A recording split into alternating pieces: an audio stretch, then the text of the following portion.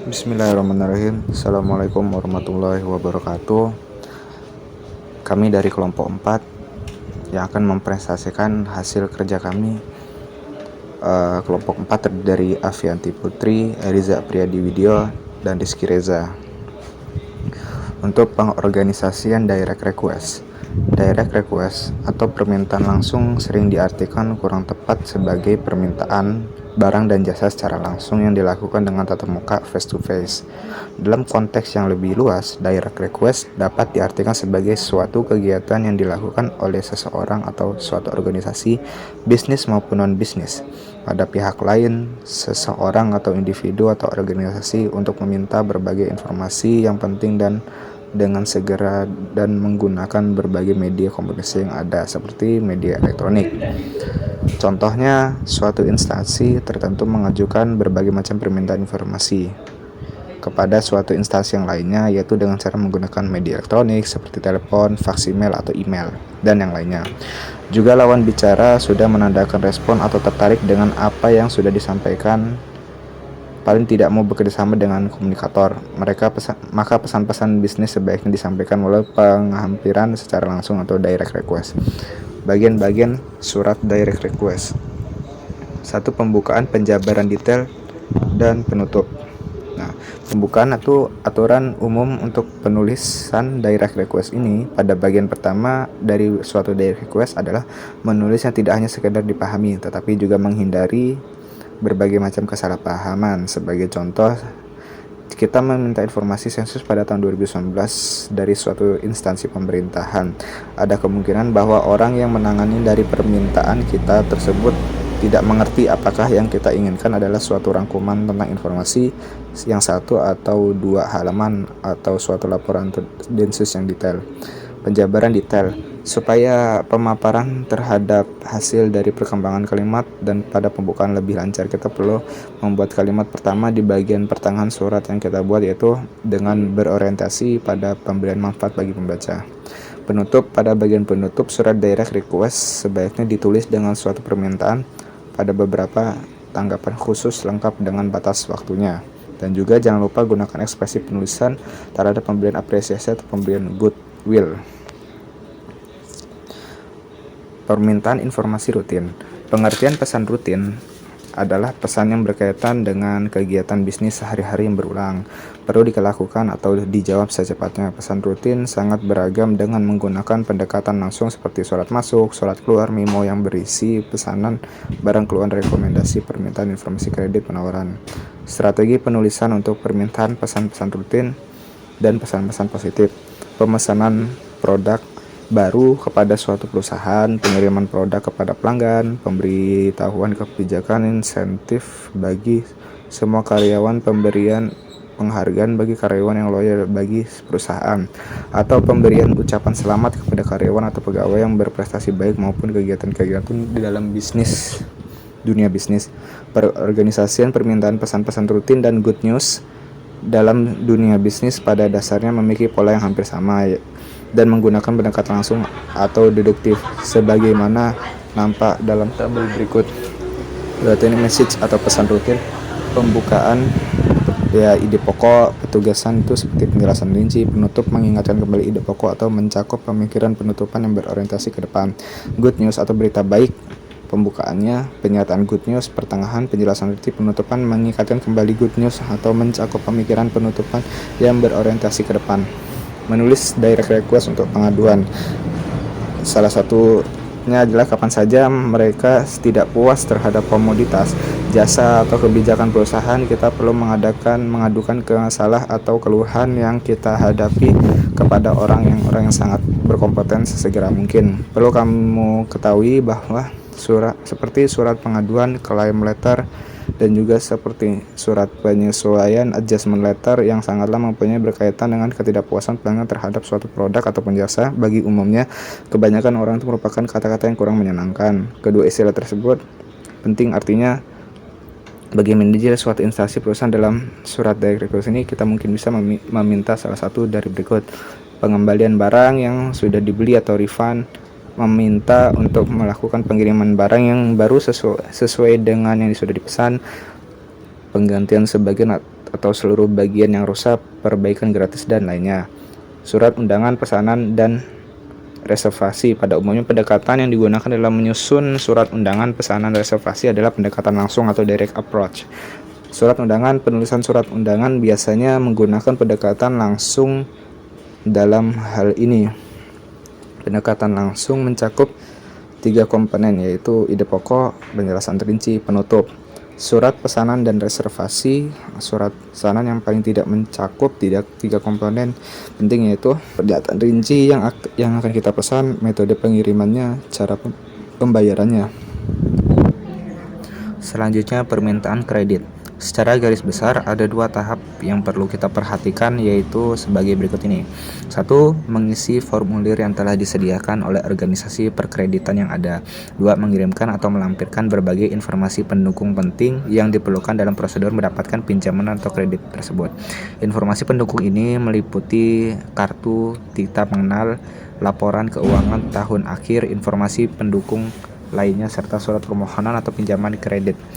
Perlu kita ketahui bahwa dalam pembuatan surat permohonan pinjaman atau kredit, di samping informasi pribadi kita, jenis usaha yang akan dikelola, dan jumlah besar kecilnya pinjaman atau kredit yang akan diajukan, juga harus didukung dengan berbagai arsip dokumentasi penting dan prospek bisnis kita untuk masa kedepannya.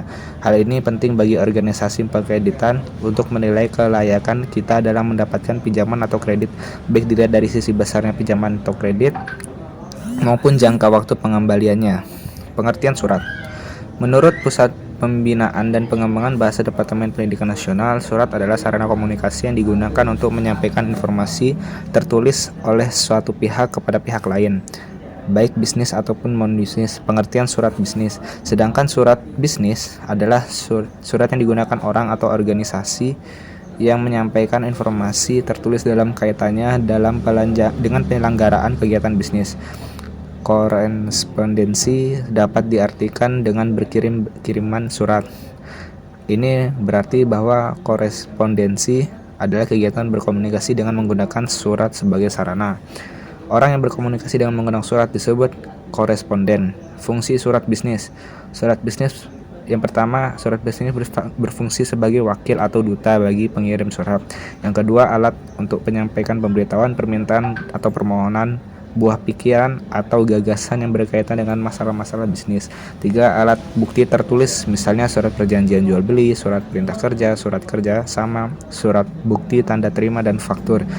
Yang keempat, alat untuk mengingat, misalnya surat-surat bisnis yang diarsipkan kita ketika dibutuhkan dapat dilihat atau dicek kembali.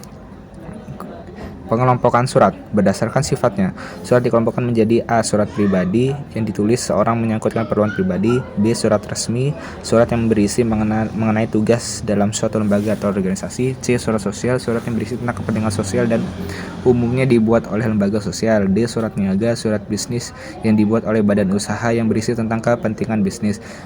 E. Surat dinas, surat yang dibuat oleh instansi pemerintahan yang berisi mengenai kepentingan dinas.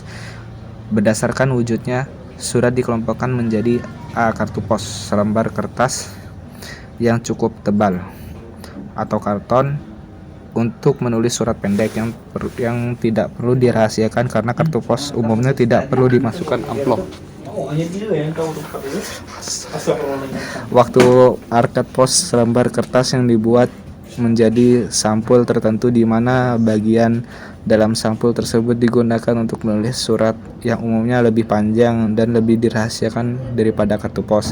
C. Surat bersampul, surat ini merupakan jenis surat yang kita gunakan pada umumnya. Isi surat ditutup oleh sampul agar tidak terbaca oleh pihak lain yang tidak berkepentingan. Dapat mengirimkan surat lebih panjang dan terlihat sopan untuk diterima pihak menerima surat. Nota, surat internal dalam suatu kantor yang berisi mengenai permintaan atau pemberian informasi penunjang tertentu. Telegram, berita atau informasi berupa tulisan melalui alat pesawat telegraf. Pengertian surat. Surat merupakan media untuk berkomunikasi dengan mempunyai tujuan supaya dapat menyampaikan pesan atau informasi secara tertulis dari satu pihak kepada pihak yang lain. Terdapat beberapa macam-macam surat jika dilihat berdasarkan format dan tujuannya. misalnya surat perseorangan atau surat resmi. Secara umum, bagian-bagian surat terdiri dari kop surat, tempat, dan tanggal penulisan surat, nomor surat, lampiran, tentang alamat tujuan, salam pembuka isi surat, salam penutup, nama pengirim, dan tanda tangan, serta tembusan. Pada bagian-bagian surat tersebut terletak pada surat resmi, sementara kalau pada jenis surat yang lainnya tidak semuanya ada. Jika kalian ketahui, ternyata surat mempunyai berbagai fungsi, antara lain yaitu berfungsi untuk memberitahukan informasi, mengirimkan permintaan atau pesan, sebagai media bukti yang tertulis, sebagai media pengingat, dan sebagai media pedoman kerja. Pada saat ini, surat pun menjadi bagian yang paling penting dalam komunikasi di instansi atau institusi tertentu. Bagian surat dan bentuk surat. Secara umum, bagian surat baik untuk surat dinas maupun surat bisnis mencakup beberapa komponen penting, antara lain 1. Kepala surat atau kop surat, 2. Tanggal surat atau date, 3. Nomor lampiran dan perihal, 4. Alamat tujuan, 5. Salam pembuka, 6. Paragraf pembuka, 7. Paragraf isi, 8. Paragraf penutup, 9. Salam penutup, 10. Tanda tangan, 11. Nama jelas penanda tangan, 12. Tembusan, 13. Inisial. Pengertian bahasa surat. Yang dimaksud dengan bahasa surat di sini ialah bahasa yang kita gunakan dalam surat kita, terutama bahasa dalam bagian inti surat itu. Bahasa yang digunakan harus tunduk kepada semua aturan bahasa yang berlaku, baik struktur, kata, dan kalimat, maupun penggunaan tanda-tanda baca, pemakaian alinea atau paragraf, dan sebagainya. Pada alinea pembuka yang merupakan pengantar isi surat, penulis surat biasanya menggunakan kalimat-kalimat khusus yang sesuai dengan maksud surat itu. Misalnya, memberitahukan sesuatu, menyatakan sesuatu, meminta sesuatu, membalas surat atau menjawab pertanyaan, dan sebagainya. Beberapa contoh kalimat pembuka. Dengan surat ini kami beritahukan kepada saudara. Dengan ini kami mohon bantuan saudara untuk. Bersama ini kami kirimkan kepada Bapak. Beberapa contoh kalimat penutup. Atas bantuan saudara kami mengucapkan banyak terima kasih. Jenis-jenis lipatan surat. 1. Lipatan surat standar fold. 2. Lipatan surat semi standar fold. 3. Lipatan surat akordion fold. 4. Lipatan surat semi akordion fold. 5. Lipatan surat single fold. 6. Lipatan surat French fold. 7. Lipatan surat paralel double fold. Contoh amplop. Amplop dapat dikelompokkan berdasarkan wujud atau ukurannya dan penggunaannya. A. Berdasarkan wujudnya, amplop dibedakan menjadi 1. Amplop biasa, 2. Amplop berjendelap.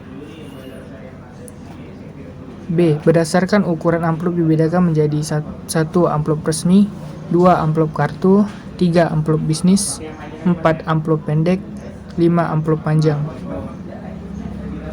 Contoh surat bisnis. Ada banyak contoh surat bisnis yang sering digunakan oleh perusahaan, mulai dari surat pesanan, surat penawaran, surat permintaan penawaran, dan berbagai jenis surat resmi lainnya. Semua jenis surat tersebut dipergunakan demi menunjang lancarnya perjalanan perusahaan untuk semakin maju dan berkembang. Membuat surat bisnis tidaklah begitu susah, hanya saja ada beberapa hal yang perlu diperhatikan dan sudah menjadi kewajiban dalam pembuatan surat bisnis, seperti kop surat, tanggal, tujuan surat, nomor, perihal, isi, dan penutup surat bisnis. Selain itu, Anda juga harus menggunakan bahasa dan penulisan yang sesuai dengan EYD. Sekian dan terima kasih.